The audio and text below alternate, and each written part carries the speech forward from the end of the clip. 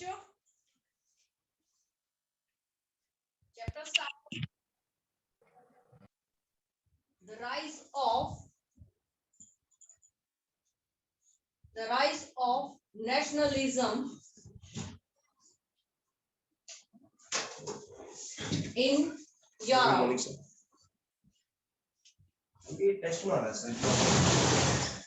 The rise of nationalism in Europe chapter start करेंगे।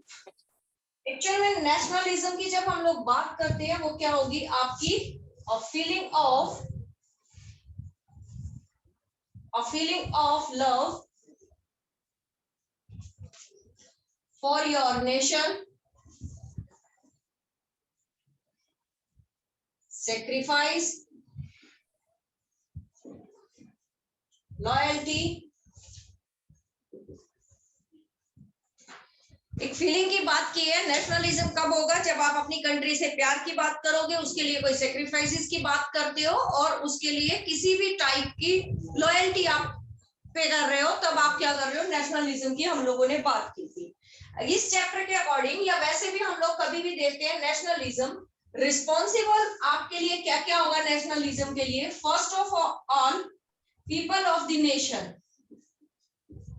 People of Nations plus thinker,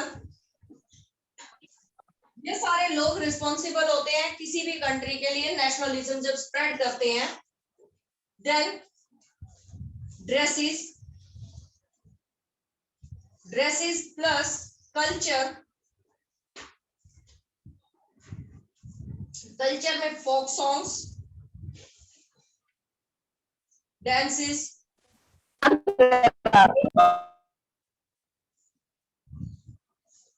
अगर कोई जरूरी चीज है तभी मेरे को बात करना, नहीं तो अपने माइक म्यूट कर लो।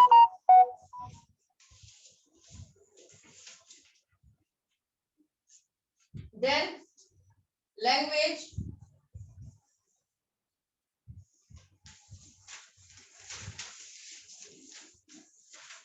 Algorithm mean symbol,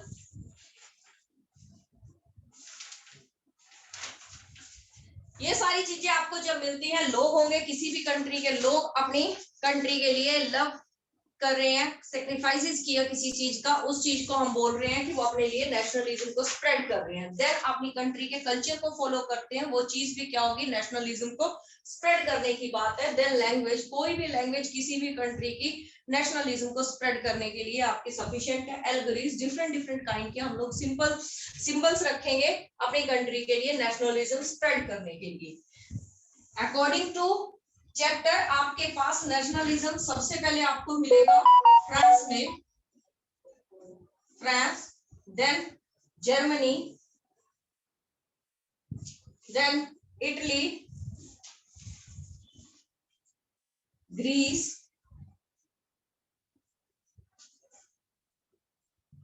and Poland. ये सारी कंट्रीज हैं जिसमें आप नेशनलिज्म की बात करोगे। फ्रांस में सबसे पहले कब मिला, 1789 में।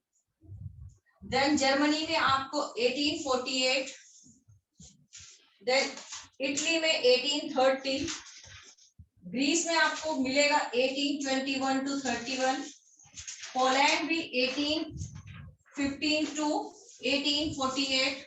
ये सारे टाइम पीरियड आप देखोगे तो आपको नेशनलिज्म अलग अलग टाइम पे अलग अलग कंट्रीज में देखने को मिलता है। फिर कलेक्टिवली हम लोग इन सबसे स्टडी करके कलेक्टिवली आपको बताएंगे, आइडिया देंगे नेशनलिज्म एक्चुअल में क्या होगा।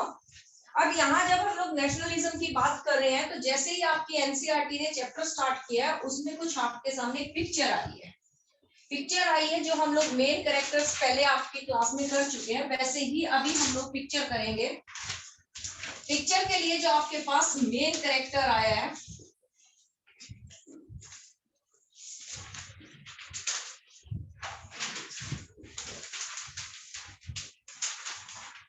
फर्स्ट नंबर पे आया है फ्रेडरिक सोरू। फ्रेडरिक सोरू कौन है, French artist who painted a picture in 4 parts.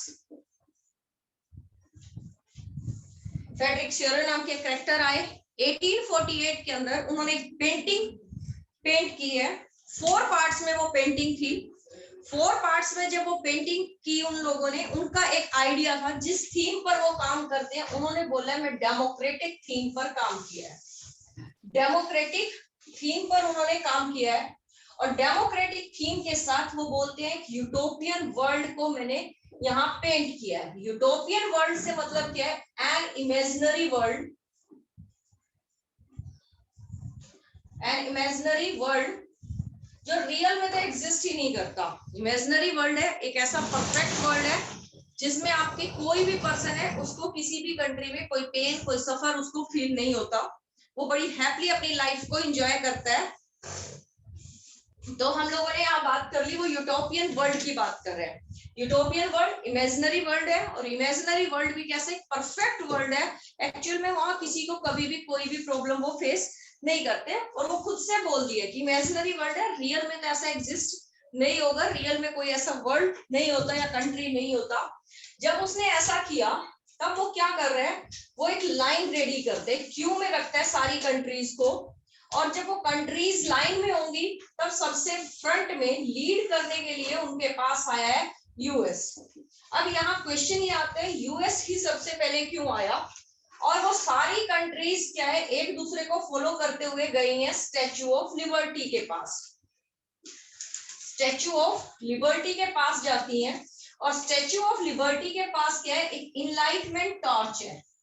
Enlightenment torch एक ऐसी टॉर्च जिसने सारे इग्नोरेंस के क्लाउड को रिमूव कर दिया है। सब जगह क्या है अवेयरनेस की वो बात कर रहे हैं स्टैच्यू ऑफ लिबर्टी। सबसे पहले इसी बात पे आते हैं, what is statue of liberty. USA में लोकेटेड है आपका स्टैच्यू ऑफ लिबर्टी। क्या बात कर रहे हैं, फ्रीडम की बात कर रहे हैं, एनलाइटमेंट टाइम पीरियड की बात करते हैं। यूएसए ने अपनी इंडिपेंडेंस गेन की थी 1776 में, और जिस टाइम इसने इंडिपेंडेंस गेन की उसी टाइम यहाँ पर डेमोक्रेसी आई थी।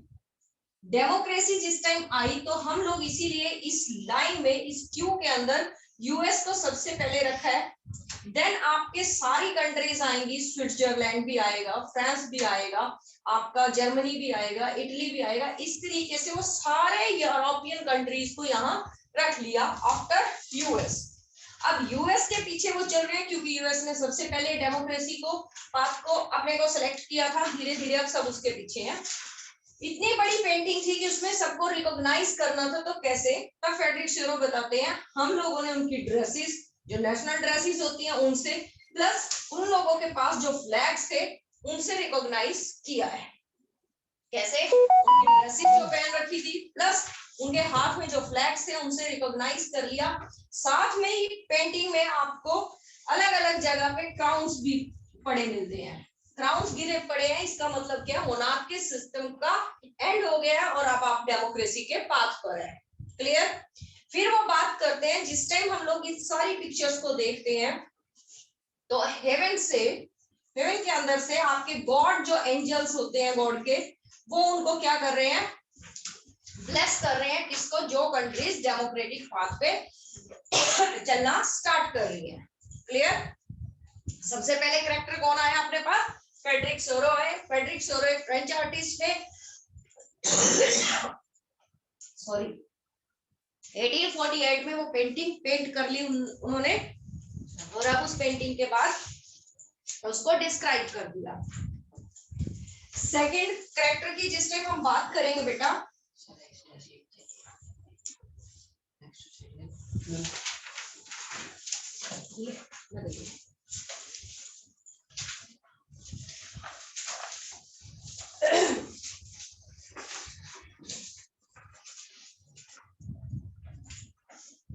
सेकंड कैरेक्टर अपने पास आए हैं, मोस्ट इंपॉर्टेंट कैरेक्टर है इस चैप्टर में, Metternich.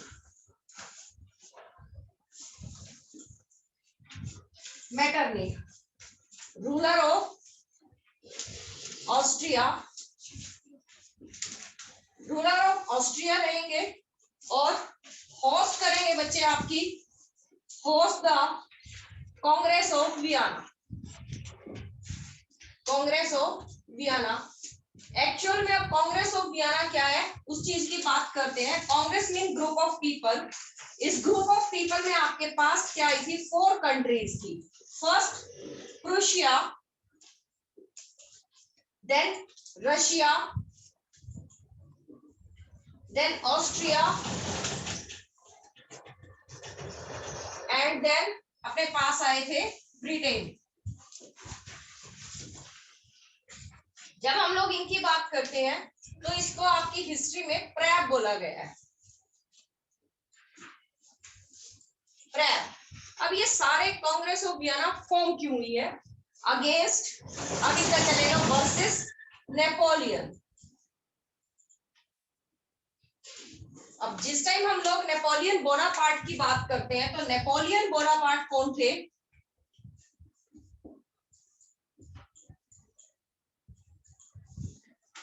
Ruler of France from 1804। अब ऑस्ट्रिया का मेटरनिक जो था, ड्यूक मेटरनिक, उसकी प्रॉब्लम थी नेपोलियन से। नेपोलियन से क्यों, क्योंकि उसने पूरे फ्रांस को कैप्चर कर लिया। और फ्रांस क्या था, मैरी एंटोनते का पैलेस था, मैरी एंटोनते का जो किंगडम थी, और मैरी एंटोनते मेटरनिक की सिस्टर थी, प्रिंसेस ऑफ, 9th क्लास में जब फ्रेंच रेवोल्यूशन चैप्टर किया था, प्रिंसेस ऑफ ऑस्ट्रियन थी, ऑस्ट्रियन प्रिंसेस थी। तो मेटरनिक ने क्या किया, कांग्रेस की। उसको भी पता था क्योंकि नेपोलियन के पास क्या था, ग्रेट आर्मी थी, एक strong and great powerful army उसके पास थी। अकेला कोई भी कंट्री उसके अगेंस्ट नहीं जा सकता था, और उसने ऑलमोस्ट पूरे यूरोप को कैप्चर कर लेना था। अब ये सारी कंट्रीज आएंगी अगेंस्ट नेपोलियन। नेपोलियन के अगेंस्ट आए तो इन्होंने बैटल ऑफ लिप्जिंग, फर्स्ट टाइम लिप्जिंग में उसको डिफीट किया 1813 के अंदर। देन जो जर्मनी की एक सिटी थी, then finally battle of Waterloo, Belgium,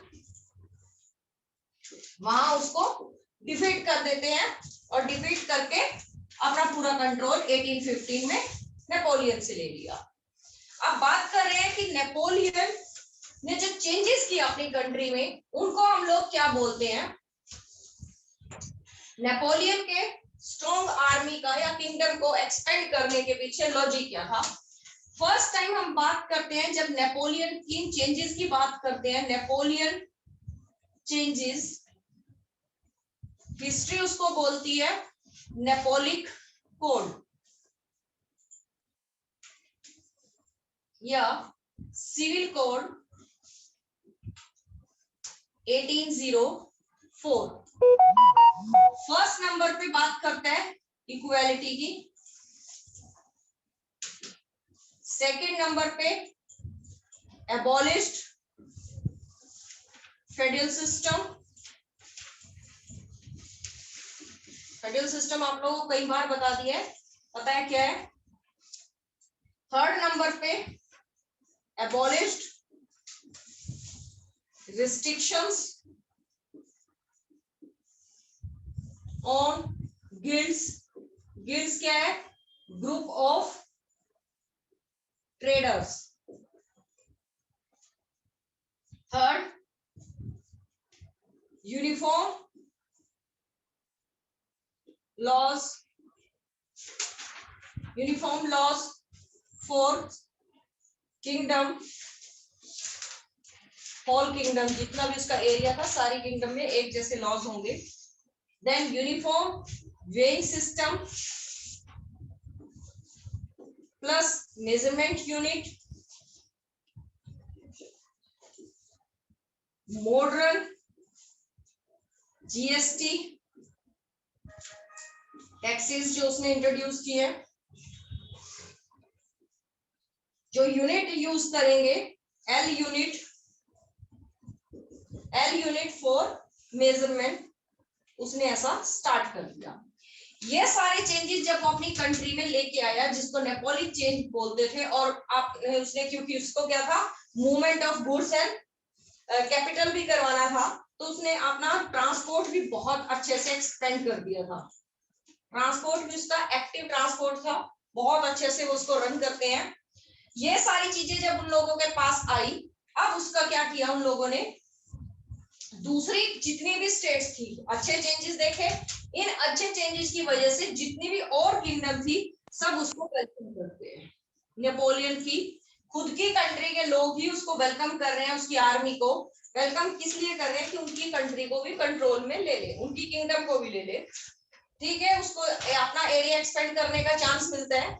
but कुछ टाइम के बाद ही क्या होता है, उसने जैसे जैसे टैक्सेस इतने ज्यादा इंक्रीज कर दिए, प्लस उसने क्या स्टार्ट किया, लैंग्वेज को, फ्रेंच लैंग्वेज को कंपलसरी कर दिया। लैंग्वेज जो फ्रेंच लैंग्वेज है उसको कंपलसरी कर दिया फॉर ऑल, जो भी उसकी किंगडम है, चाहे वो जर्मनी में थी, इटालिया में थी, पोलैंड में थी, बेल्जियम में थी, कहीं पर भी उसकी किंगडम थी, उसने बोल दिया कि फ्रेंच लैंग्वेज कंपलसरी लैंग्वेज होगी। जिससे लोगों में अब क्या हुआ कि उनको अपने लोकल डायलेक्ट जो थे, उनकी रीजनल लैंग्वेजेस थी, उससे प्यार था। पहले ही हम लोगों ने बात की है, नेशनलिज्म स्प्रेड हो रहा है लैंग्वेज की वजह से, लोगों की वजह से। जब वो देखते हैं कि उनकी लैंग्वेज के ऊपर डायरेक्ट अटैक हो गया, तो उन्होंने खुद से ही आपके नेपोलियन के अगेंस्ट रेवोल्यूशन स्टार्ट कर दिया है। जो रेवोल्यूशंस के एग्जांपल आपको मिलेंगे, रेवोल्यूशन के जो एग्जांपल मिले आपको 4 स्टेट्स में, आपकी एनसीईआरटी ने उनको एग्जांपल दिया है, मिलान, मेंस, ब्रसेल्स और वर्सोवा। इन सिटीज में मिले हैं। मिलान अगर आप बात करते हो इटली, मेन जर्मनी, बेल्जियम और पोलैंड। इन सब चीजों से ही पता लगता है कि उसका एरिया कितनी दूर तक उसने अपना एरिया को स्प्रेड कर रखा था, अपनी किंगडम को स्प्रेड किया। अब उसके एक्सपेक्टेशंस भी हुए हैं। प्लस नेपोलियन जिस टाइम आपका बैटल ऑफ वाटरलू में उसको डिफीट किया आपकी पावर ने, तब एक ट्रीटी साइन होती है, treaty of Vienna. Important question है बेटा, 1815 में ये ट्रीटी साइन होगी, ट्रीटी ऑफ वियना। अब उसकी कुछ कंडीशन थी। फर्स्ट कंडीशन क्या है, क्योंकि ये सारे के सारी जितनी प्रैप था ये बेटा, PRAB प्रैप, ये सारे कंजर्वेटिव्स हैं। अगर कंजर्वेटिव्स है तो इसका मतलब क्या होगा, मोनार्की सिस्टम है। और मोनार्की सिस्टम का सबसे पहले मोटिव क्या रहता है, पूरी कंट्रीज में कभी भी वो डेमोक्रेसी की बात नहीं करेंगे, वो बात कर रहे हैं किसकी, मोनार्की सिस्टम की। तो फर्स्ट नंबर पे इसको जब फ्रांस से बाहर किया नेपोलियन को, फर्स्ट क्या किया उन्होंने, Bourbon dynasty, Bourbon dynasty reintroduced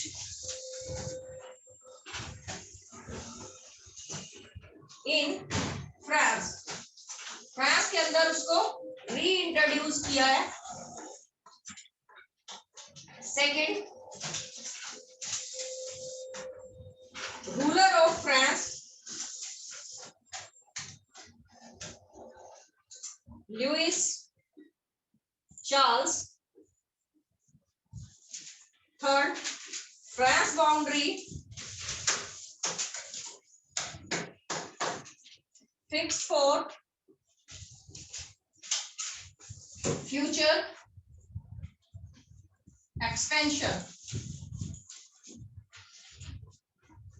पहले नंबर पे बोर्बन डायनेस्टी को आपके फ्रांस में इंट्रोड्यूस कर दिया, क्योंकि 1789 के बाद, 91 के बाद वहां पर क्या था, कॉन्स्टिट्यूशनल मोनार्की की डेमोक्रेसी के पास में थे। 1804 में नेपोलियन आया तो डिक्टेटरशिप हो गई है। दोबारा फिर 1815 के अंदर क्योंकि कंजर्वेटिव्स थे तो बोर्बन डायनेस्टी को रीइंस्टॉल कर दिया फ्रांस के अंदर। किंग जो आया वो लुइस चार्ल्स था, क्योंकि बोर्बन डायनेस्टी से बिलोंग करता था, एंड फ्रांस की बाउंड्री फिक्स कर दिया। अब यहाँ फ्रांस की बाउंड्री फिक्स करने से मतलब क्या है, उन लोगों ने पहले ही क्लियर कर दिया फ्रांस को भी कि जितनी किंगडम आपके नेपोलियन के पास थी वो सारी आपको नहीं मिलेंगी। फ्रांस की बाउंड्री जो है एट प्रेजेंट, जो हम फ्रांस का मैप देखते हैं वो उसके पास बाउंड्री उस टाइम से फिक्स है। नेपोलियन ने तो ऑलमोस्ट सारे ही यूरोप को कैप्चर कर लिया था, तो उन्होंने बोला है कि सबको वो सब चीजें नहीं मिलेगी। देन वो क्या करते हैं, a new series of states introduced, a new series of state introduced। वो न्यू सीरीज ऑफ स्टेट्स क्या है, क्योंकि जब ये सारी कंट्री एक दूसरे के क्लोज आई थी ट्रैप, तो किसी ना किसी अपनी लालच में आई थी, कोई ना कोई इनका मोटिव होगा, ऐसे तो ये लोग नहीं आएंगे एक दूसरे की हेल्प करने के लिए। तो इन लोगों ने फिक्स किया था कि जो किंगडम आएगी उसको आपस में डिवाइड करेंगे। तो इन्होंने क्या किया, फर्स्ट नंबर पे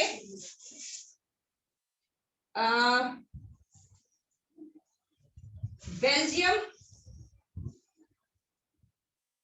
गिवन टू नीदरलैंड। नीदरलैंड को क्यों मिलते हैं, क्योंकि ब्रिटेन का डोमिनेंसी थी नीदरलैंड पे, इसलिए। Poland to Russia, 39 states of Germany. अब 39 स्टेट्स ऑफ जर्मनी से क्या मतलब है, इनिशियली जर्मनी के पास 300 स्टेट्स थी, बट नेपोलियन ने उनको यूनिफाई करके 39 स्टेट्स में डिवाइड कर दिया था, मर्ज कर दिया था 39 स्टेट्स में। अब इन 39 स्टेट्स को डिवाइड किया आपस में। 39 स्टेट्स में से 25 जो नॉर्दर्न स्टेट्स थी बेटा, वो गई है प्रूशिया के पास, एंड 14 जो साउथ स्टेट्स थी वो गई है ऑस्ट्रिया के पास। इस तरीके से इन्होंने अपने एरियाज को डिवाइड कर लिया, जिसके लिए हम बोलते हैं new series of state introduced in Europe. Clear. अब इसके बाद जब उन लोगों ने देख लिया कि आपस में डिवाइड कर लिया, फिर हम लोगों के पास एक टाइम आएगा कि एक्चुअल में ये चीज चल क्या रही है। हम लोगों ने 9th क्लास में 3 टाइप के ब्रेन को स्टडी किया था, 3 टाइप के माइंड को स्टडी किया था, जो थे लिबरल्स, रेडिकल्स एंड कंजर्वेटिव्स। अब बात करते हैं कंजर्वेटिव्स की। अगर आपको याद होगा 9th क्लास में जब कंजर्वेटिव चेंजेस की बात करते हैं तो उन्होंने स्लो चेंजेस की बात की थी। फर्स्ट ऑफ ऑल तो ना तो वो लिबरल्स को एग्री थे ना रेडिकल्स से थे, और चेंजेस के बिल्कुल अगेंस्ट ही थे। लेकिन फिर भी उन लोगों ने बोला कि अगर चेंजेस करने भी हैं तो स्लो वे में करो, एकदम से कोई चेंजेस नहीं होते। तो जब हम बात कर रहे हैं रेडिकल कंजर्वेटिव्स की, तो कंजर्वेटिव्स का एक्टिव टाइम यूरोप के पास होगा 1815 टू 48 तक का टाइम पीरियड बहुत एक्टिव टाइम पीरियड है, जब आपके कंजर्वेटिव्स अच्छे से एक्टिव थे। 1850 में कंजर्वेटिव्स की जब हम लोग बात कर रहे हैं, उन लोगों का सोशली स्ट्रक्चर और पॉलिटिकल स्ट्रक्चर उनके माइंड के अंदर था। सोशली और पॉलिटिकल स्ट्रक्चर होगा ट्रेडिशनल वे में, ट्रेडिशनल वे। और ट्रेडिशनल वे से मतलब क्या था, monarchy system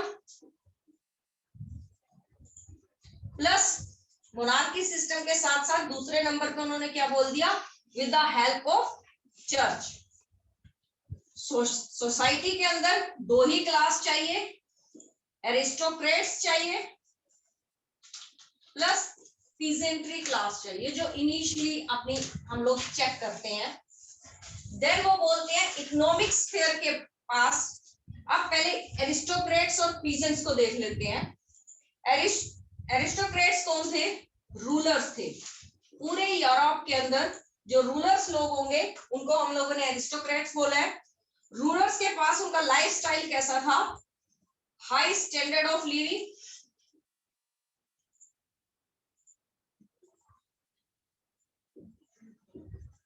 high standard of living plus big palaces in city. रहने के लिए उनको क्या चाहिए, बिग पैलेसेस चाहिए इन सिटीज। कंट्री साइड में उनको फार्म हाउसेस चाहिए प्लस सारे एरिस्टोक्रेट्स में मैरिज रिलेशनशिप एस्टेब्लिश होते थे। फ्रांस की मैरी एंटोनेट और ऑस्ट्रियन प्रिंसेस थी वो, जाल की वाइफ जारीना जो थी वो जर्मनी से बिलोंग करती थी। नीदरलैंड की जो नीदरलैंड में जो क्वीन थी वो ब्रिटेन की प्रिंसेस थी। तो ऐसे ही मैरिज रिलेशनशिप थे।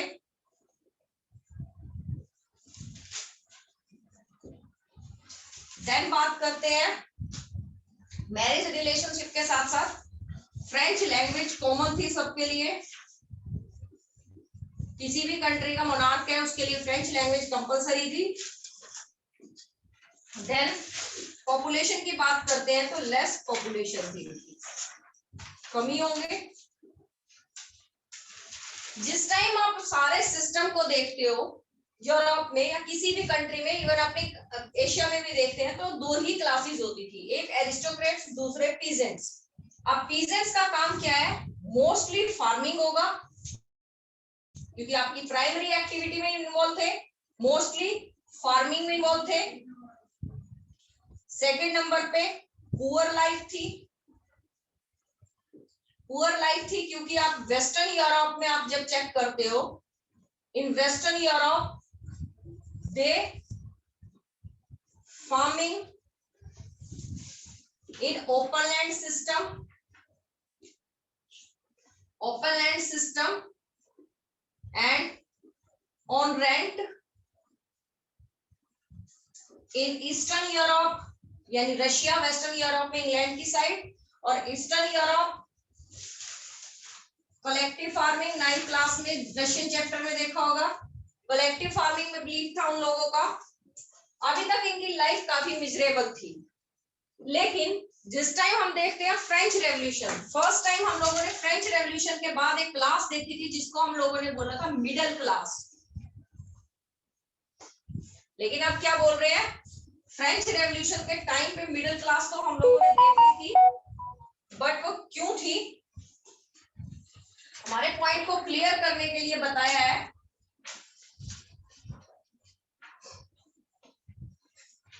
इंडस्ट्रियल रेवोल्यूशन रिस्पॉन्सिबल है आपके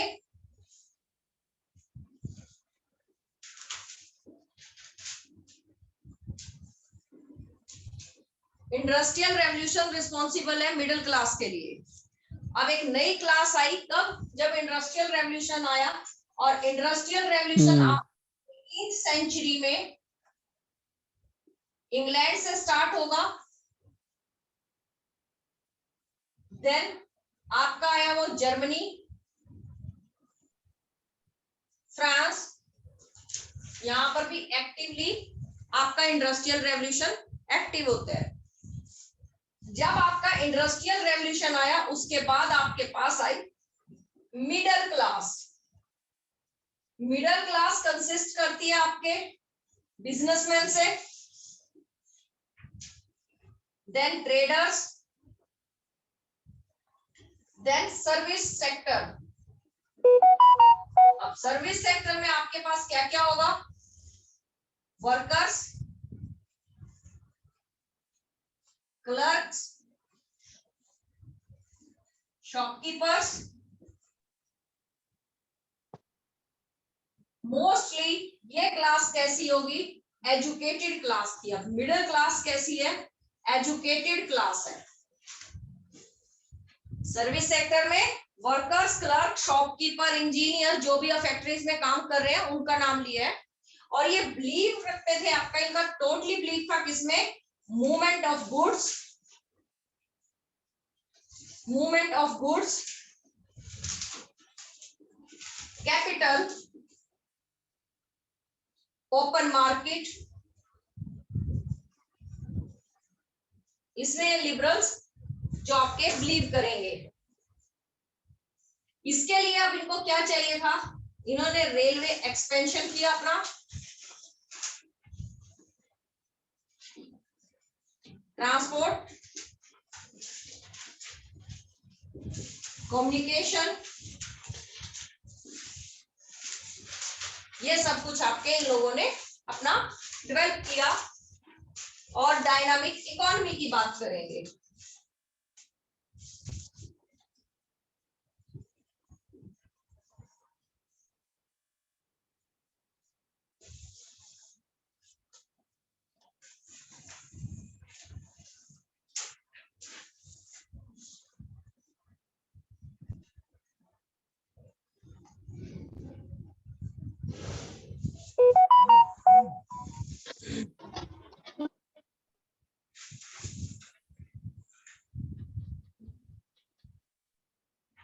दिव्यांश, मयंक, हरी, शिवम, तुषार, अमीश, ऋषभ, महेंद्र, अनिकेत, उज्जवल, कॉन्स्टेंस, अनमोल, मुकुंद।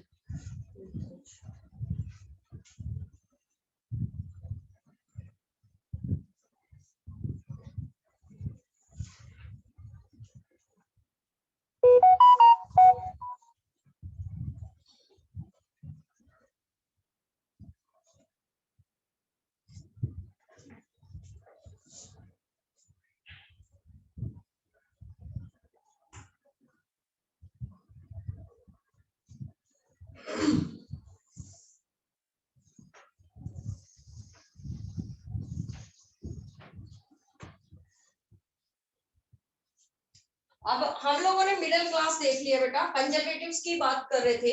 कंजर्वेटिव्स ने किस चीज की डिमांड की थी, वो बोल रहे हैं सोशली एंड पॉलिटिकली। तो हमें डोमिनेट ट्रेडिशनल वे में स्ट्रक्चर चाहिए सोसाइटी का भी, और आपकी पॉलिटिकल स्ट्रक्चर भी। पॉलिटिकल स्ट्रक्चर में यानी आपका जो सिस्टम होगा वो कैसा होगा, सारा मोनार्की सिस्टम होगा। और मोनार्क को हेल्प करने के लिए उनको कौन चाहिए था, चर्च चाहिए था, यानी क्लर्जी क्लास की उनको नीड थी।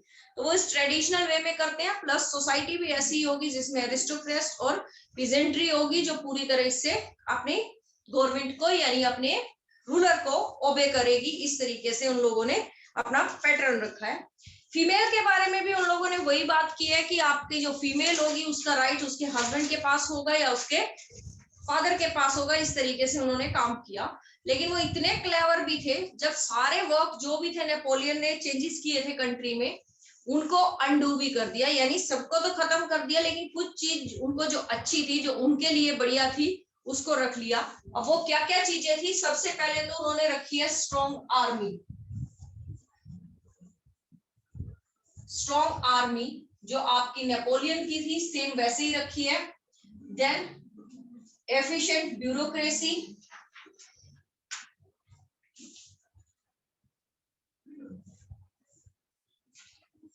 नेपोलियन जिस भी किंगडम को कैप्चर करता था, उसके बाद उस किंगडम का जो प्रिंस होता था उसको एज अ कमांडर वहां पर अपॉइंट कर देता था, ताकि उसका स्ट्रक्चर बहुत अच्छे से सिस्टम चले।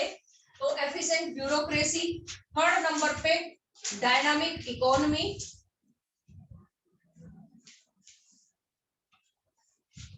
अब फेडरल सिस्टम इन्होंने भी अबॉलिश कर लिया। जो चीजें इनको लगी कि ये सही है नेपोलियन की, उसके अकॉर्डिंग इन्होंने कंजर्वेटिव्स ने काम किया है। ये सारी चीजें जब आई, अब इन लोगों ने काम किया। अगर आप दूसरी साइड, दूसरा इनके बारे में क्या है, इनको क्रिटिसिज्म पसंद नहीं था बिल्कुल भी। Criticism of their government not be tolerated. Second, no one question of their laws. French revolutions, ideas, books, newspaper, songs,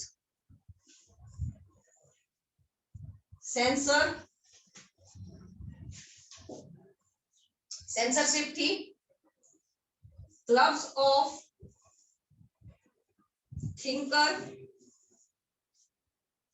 attend by conservatives।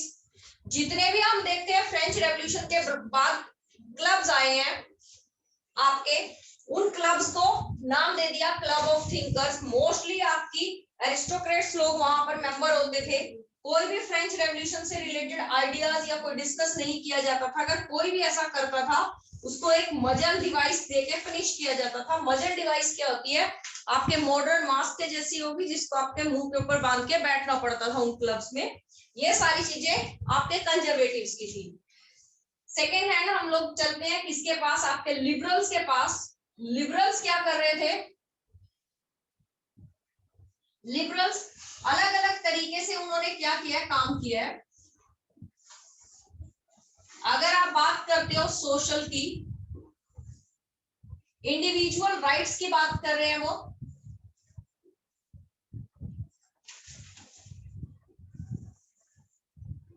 Individual rights की उन लोगों ने बात की है।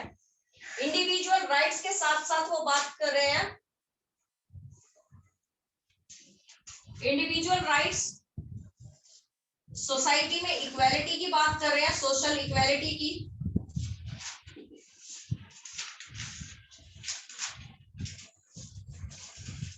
बट फीमेल के लिए उनके पास कुछ नहीं था।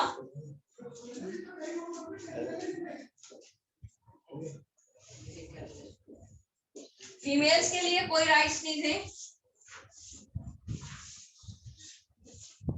पॉलिटिकल की बात करते हैं, पॉलिटिकल राइट्स। पॉलिटिकल जब उनके माइंड में चेंजेस आए तो government of consent, voting right. अब वोटिंग राइट आप लोगों को पता है, active citizen and passive citizen का कंसेप्ट दिया है। वोटिंग राइट था। Women are subject to father and husband. Political level पे भी यही बात करते हैं कि उनका जो राइट होगा फादर का या हस्बैंड का ही होगा फीमेल पर। फीमेल के लिए इन्होंने भी कोई वोटिंग राइट नहीं दिया। देन बात करते हैं इकोनॉमिक स्फीयर पर इन्होंने कैसे काम किया है। इकोनॉमिक में डायनामिक इकोनॉमी की बात करते हैं, ओपन मार्केट की बात की है। ओपन मार्केट से मतलब क्या है, क्योंकि ये मोस्टली लिबरल क्या थे, आपके फैक्ट्री ओनर थे, बिजनेसमैन लोग थे। अगर फैक्ट्री ओनर होंगे तो इनको क्या चाहिए, अपने सामान को बेचने के लिए जगह चाहिए, किसी भी कंट्री में सेल कर सकते हैं। जैसे आपकी गिल्ड्स की रिस्ट्रिक्शंस रिमूव नेपोलियन ने की थी, तो इन्होंने ओपन मार्केट की डिमांड की है। गुड्स एंड कैपिटल के मूवमेंट की बात की है।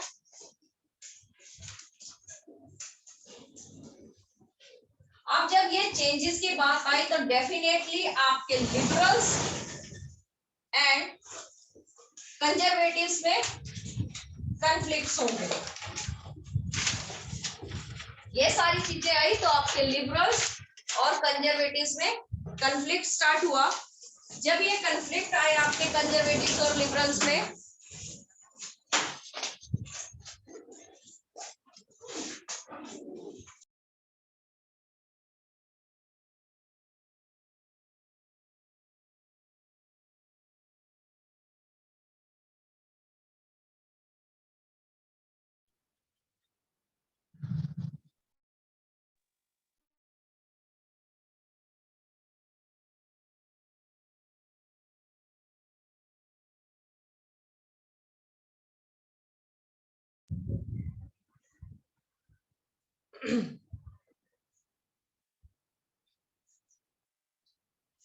अब बेटा आपकी फाइट स्टार्ट हो गई है लिबरल्स और कंजर्वेटिव्स में। तो लिबरल्स और कंजर्वेटिव की बात करते हैं, तब आपके पास इन लिबरल्स को नाम दे दिया रेवोल्यूशनरीज का।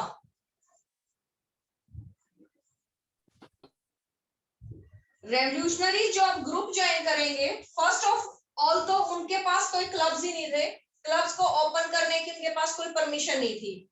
जो उनके क्लब्स आए, clubs of secret society, secret societies आपके क्लब्स ऑफ रेवोल्यूशनरी को नाम दिए। जो भी कोई क्लब्स फॉर्म होते थे ओपनली वो नहीं कर सकते थे, क्योंकि जैसे ही ओपनली वो फॉर्म करते थे तो उनको कंजर्वेटिव्स क्रश कर देते थे। अब उनके पास सीक्रेट ऑफ सोसाइटीज है। सीक्रेट ऑफ सोसाइटीज में अपने पास इस पूरे चैप्टर में 3 to 4 सोसाइटीज के नेम आते हैं। फर्स्ट आएगा आपके पास कार्बोनरी का, ये चारकोल बर्नर्स की सीक्रेट सोसाइटी थी।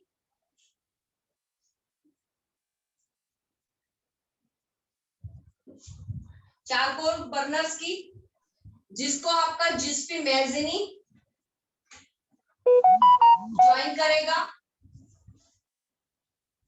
एंड रेवोल्यूशन में पार्टिसिपेट करेगा। रेवोल्यूशन इन लिंगुरिया, लिंगुरिया में पार्टिसिपेट किया, उसके बाद उसको एग्जाइल कर दिया। देन सेकंड अपने पास आई secret society young Europe, young Italy,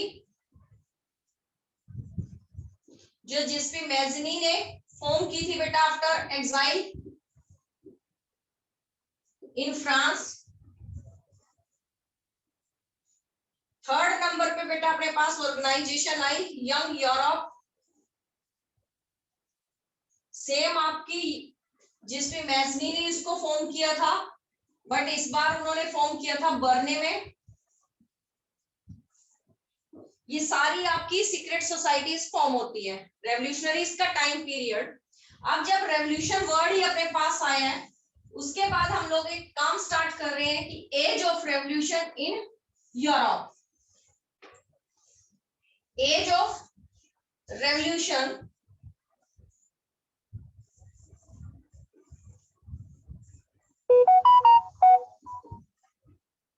as of revolution, इसका टाइम पीरियड आपके पास आएगा बेटा 1832 48 का time period.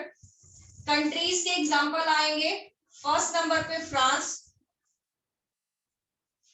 Second Belgium and third Greece.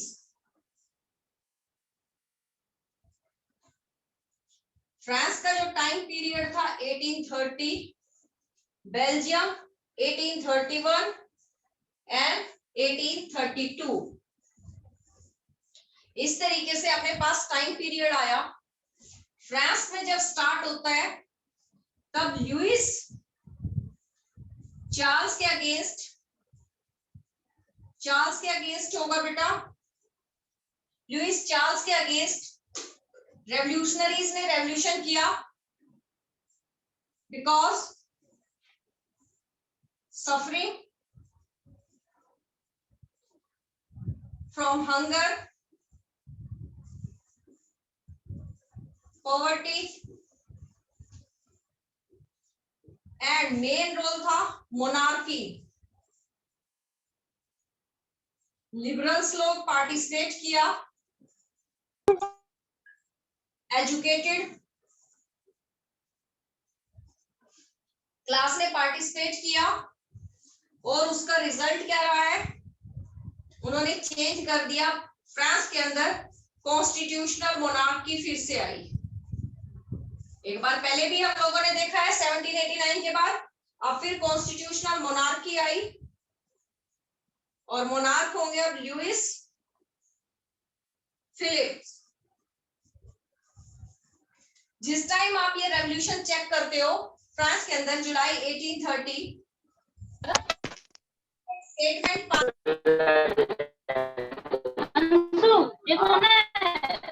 Mic off कर लो बेटा।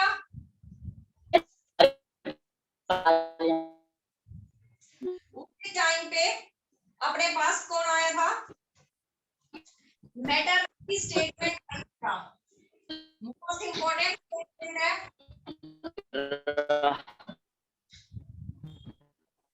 When France sneeze, अब तो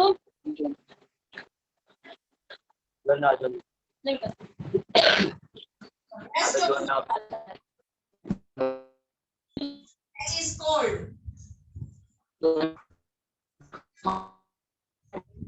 मेटरनिटी ने एक स्टेटमेंट पास की जुलाई 1830 के रेवोल्यूशन के बाद, When France sneeze, rest of the Europe catches cold.